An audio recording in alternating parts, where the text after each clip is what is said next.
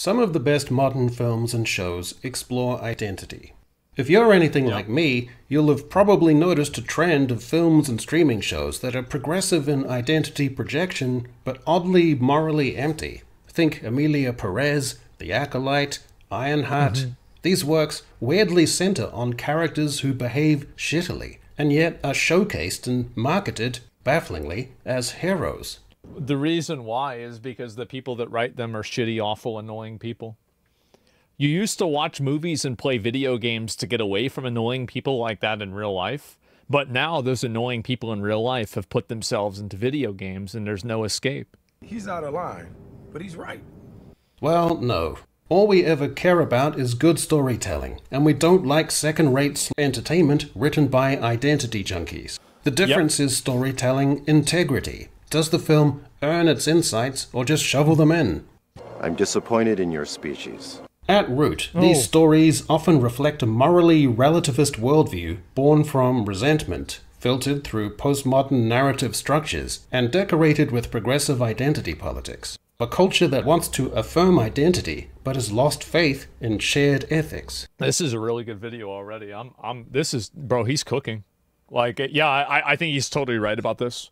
This is why also a lot of these movies and stories immediately fall off and they don't have any sort of like long-term relatability. Like nobody's going to go back in 10 years and watch any of these stories or watch any of these shows because they're just like, it's like McDonald's content. This is fine. I'm okay with the events that are unfolding currently. In Ironheart, Riri Williams, who has an all-expenses-paid scholarship to MIT, somehow squanders all her opportunities, breaks the ethical code by selling academic work to other students, and then joins a criminal gang to make money for her own self-aggrandizement and prestige. And this is the good guy? And making an Iron Man suit. In Emilia Perez, the former cartel leader undergoes gender reassignment and reinvents herself, but the moral trajectory is confused. The redemption arc overlaps uncomfortably with the legacy of violence, and there's little appetite for genuine accountability.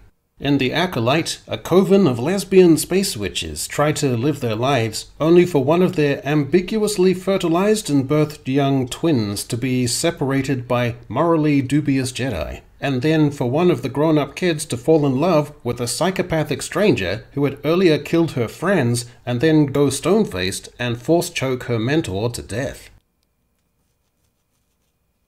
This is being written by mentally ill millennials that are fucking addicted to SSRIs.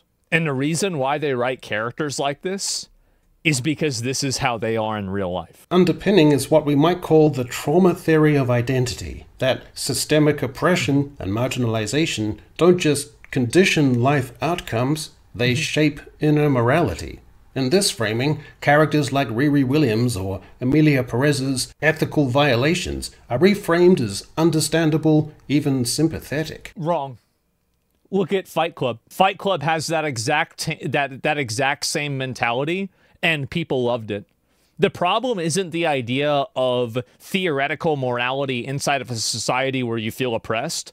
It's about the characters being unlikable and obnoxious.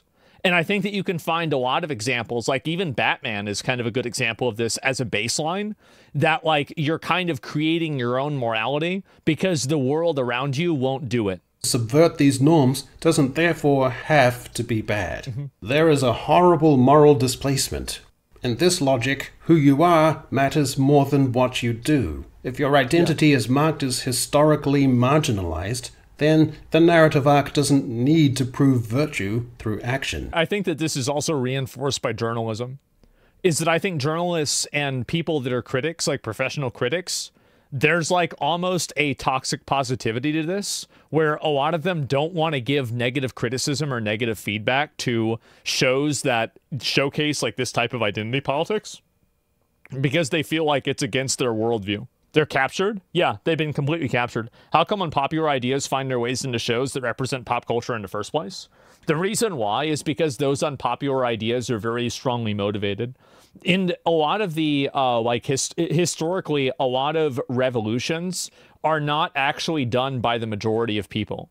There's a very small minority of people that are incredibly weaponized and militant and aggressive, and those people are the ones that actually cause things to happen.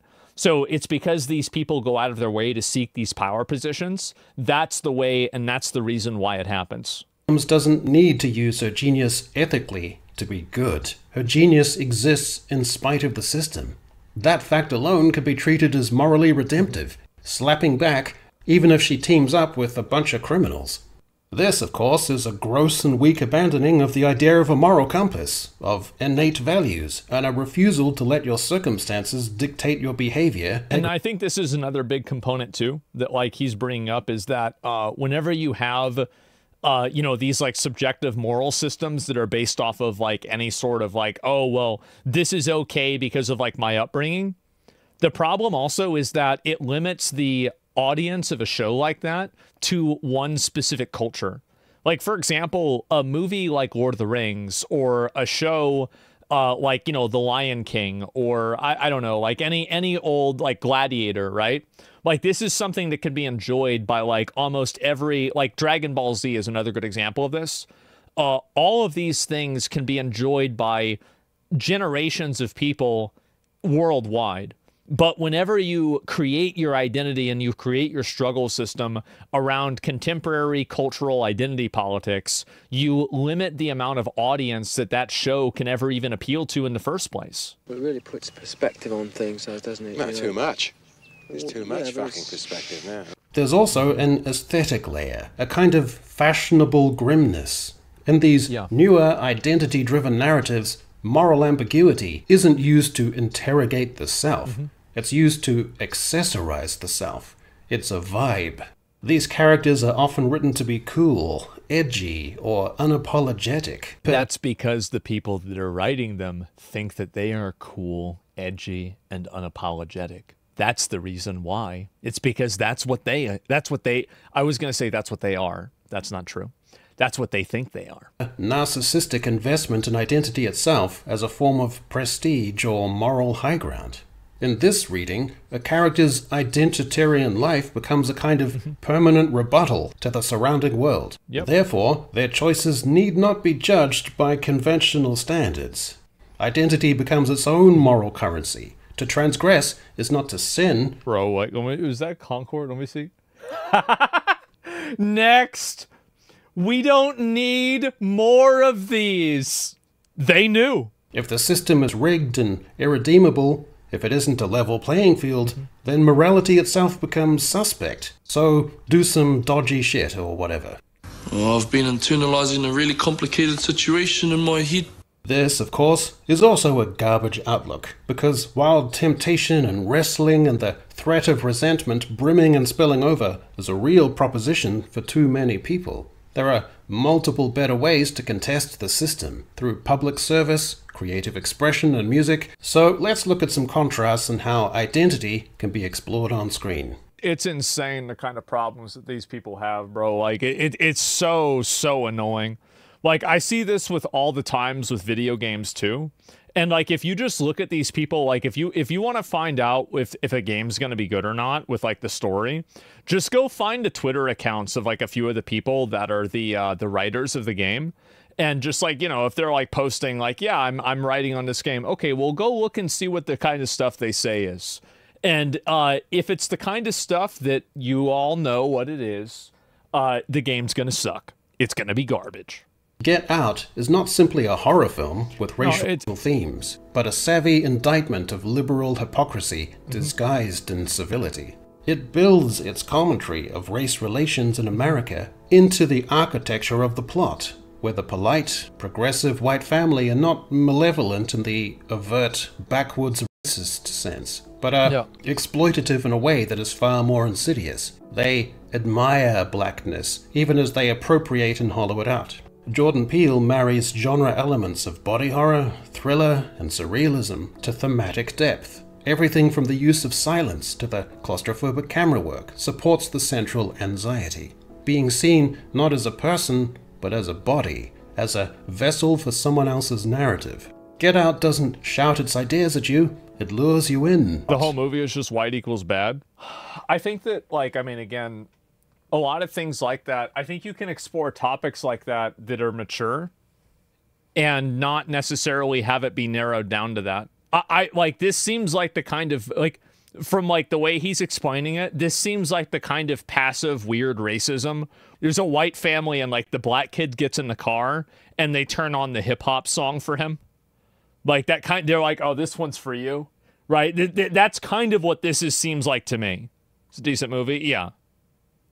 So it's like there's a degree of like patronizing bigotry of low expectations racism that's prevalent with a lot of liberal and conservative people, but they think that it makes them good people because they're trying to like help what they consider to be like a lesser class of person. Like tokenism, yeah. It's a rare example of a mainstream success that manages to be politically biting, dramatically compelling, and wholly original. Yeah. Or you could just watch Ironheart, a show containing plot armor, socio-cultural armor, and literal armor, and a toe-curling trifecta, which relies on hand-me-down iconography. Characters are archetypes of messaging, not people. Identity is a checkbox exercise. Riri Williams makes a succession of morally shitty decisions, and the show, supposed to be an affirming, stylish, identity-driven exercise, ends up as a ratings calamity and moral cesspool, and its failure must really be down to review bombing or reactionaries. What I find to be really funny about this is that there's like all of these stories about how you have like these characters that do all this bad stuff. I think that this is like such a toxic form of representation. Meanwhile, you have guys like that one black guy that's running Red Lobster now. And apparently, bro, they're cooking. So how is it that you're doing a worse job telling a story than just real life? And so, yeah, it's just, it's so weird that they have these problems because even in real life, you can have examples that tell 1,000 times better racial stories and cultural stories. And I wouldn't even say a story is necessarily racial, right? But like, if you want to add that element into it, you have so many other great examples of this in real life. And why are you doing it like this? It's so obnoxious. Or you could watch Velma, a sweet old IP desecrating and shittily discombobulating identity farce used not for empathy or insight, but as a cynical shield for lazy writing and mean-spirited commentary, and which drowns in its own self-referential retarded disdain. By the way, is 100% written by millennials. Uses identity politics as cudgel and gimmick, with a meta approach that comes off as snaring and self-loathing, failing both the source material and its new themes by being performatively edgy without any emotional anchor. Moonlight is a work of stunning emotional precision, a film that speaks in glances and silences as much as dialogue. What sets it apart as a treatment of identity is its quiet refusal to reduce its protagonist, Chiron, to a symbol. Black, poor, and gay, Chiron isn't a case study in intersectionality. He is a living, breathing character, shaped by circumstance, but not defined solely by it. The film's triptych structure, showing Chiron as a child, a teenager, and then a hardened adult, allows Jenkins to explore the tension between internal identity and external performance.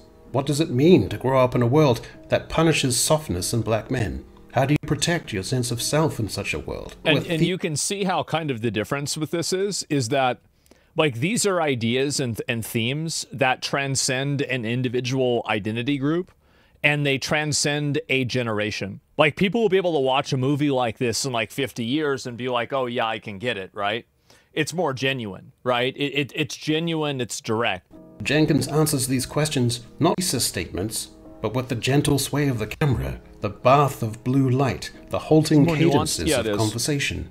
Moonlight doesn't posture, it listens. Like a good video game comparison is like comparing the story of like Expedition 33 versus like Assassin's Creed Shadows. Not so good. Or you could just watch The Society of Magical Negroes, which follows a young black man who was inducted into a secret organization of black people whose job is to use charm de-escalation. This is the reason, like, how, like, you set yourself up to lose. Like, how do you expect a white person to go up to the box office and be like, yeah, can I get 2 for the magical story of the successful, you know, like, I mean, it can't, really? And self-effacement to make white people feel comfortable, thereby maintaining social harmony. Yeah. The film frames this as a satirical critique of racial dynamics, but its satire sucks, neither sharp enough to provoke thought, nor funny enough to entertain, leaving it stranded in an uncanny zone of smug irony, offers no meaningful alternative to the stereotype it critiques. I think that's also another really good point that he's bringing up too, is that a lot of these really bad stories hide their messaging through irony because they're afraid of being genuine. And I feel like it's kind of like you can never have a moment of like serious like storytelling without like a quip or a moment of just quick, haha, you know, funny, stupid little joke. It's basically like, and it makes sense for like a movie like Thor Ragnarok.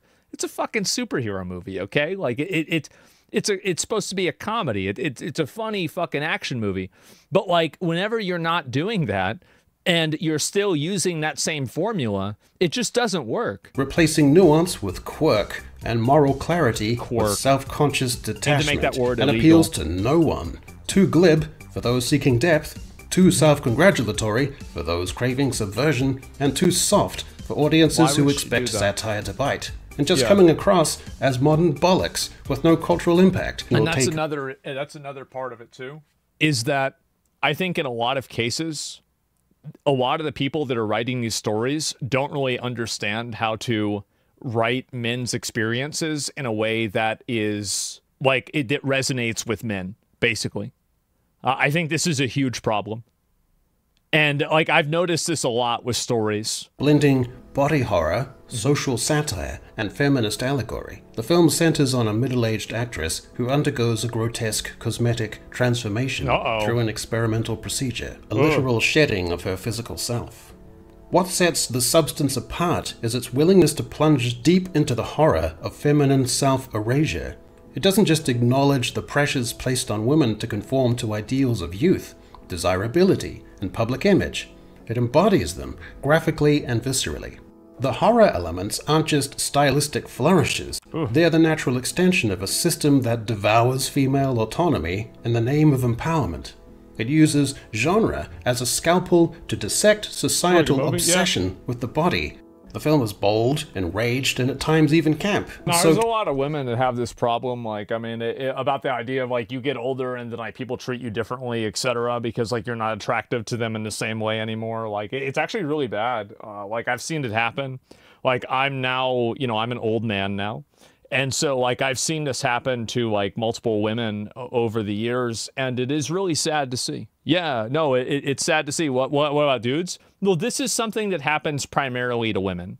Like, obviously, things like this happen to men and women, but this is definitely something where it's like 95, 98% of, like, this type of dynamic is experienced by women. Well, fuck it, chuck on She-Hulk, Attorney at Law, shallow empowerment by committee. It's gender politics at TikTok deep, and it dodges dramatic engagement in favor of snarky fourth wall winks, smug self-awareness, and straw man villains.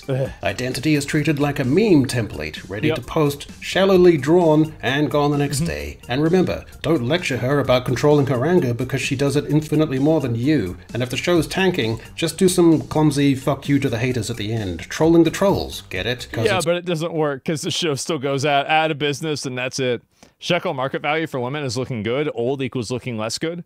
Yeah, it's the same reason why a lot of the people that make comments about liking older women never actually post the photos of the women that they're pretending to like.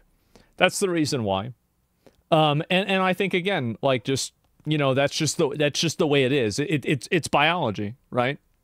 It's biology, it's just the truth. While Dallas Buyers Club is nominally about the libertarian hustle of Ron Woodruff, a straight rodeo-riding electrician given a death sentence by an AIDS diagnosis, its emotional core resides in the character of Rayon, a trans woman living with HIV, whose presence gradually cracks Woodruff's macho bluster and exposes the deeper moral terrain of the story.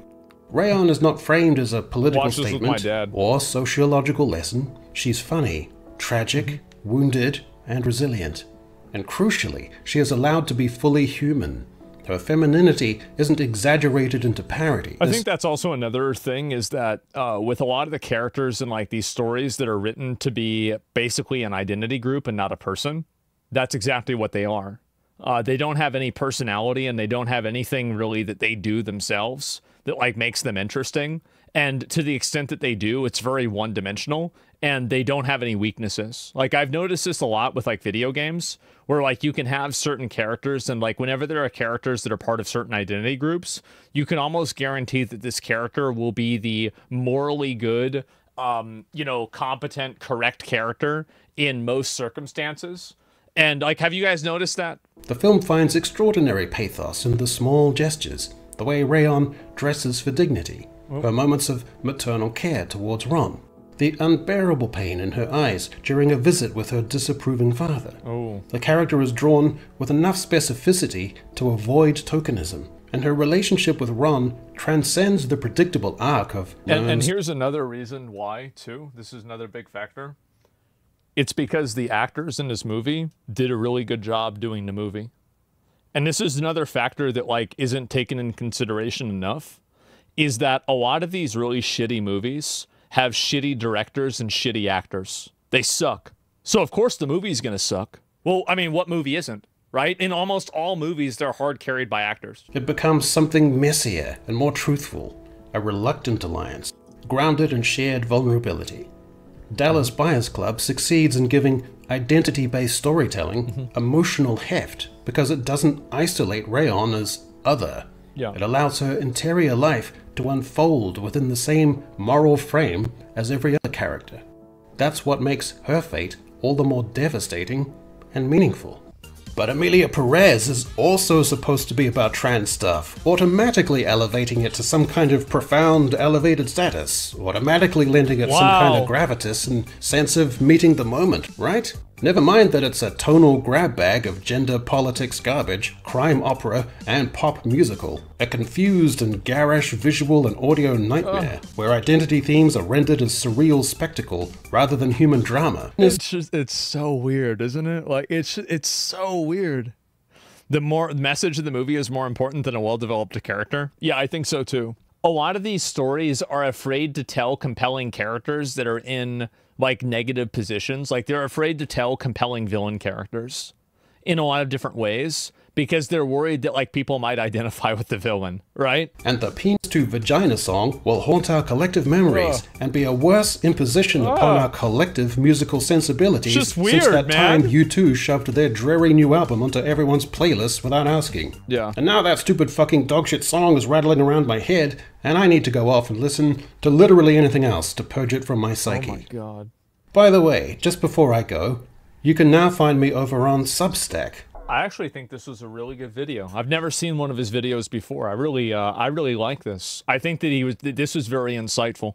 And Optimistic Fool, well, I do think that shows like this and things like this, they do burn out and they remove the, what do you call it? They remove themselves from the market over time. I don't think it's something that happens immediately. It doesn't happen, you know, overnight. Like 20 years, we're probably going to see way less stories like this. Progressive shows, actually villains and the writers want us to sympathize with them. Yeah, I think it's actually just like weird storytelling by weird people writing these stories. And I think that's really what the big problem is more than anything else, is it's that you have a bunch of writers and the people doing this stuff that are just fucking weirdos. They're unlikable, they're obnoxious, they're patronizing, they're rude, they're weird. And guess what? It doesn't really go over very well with people. That's what happens, man.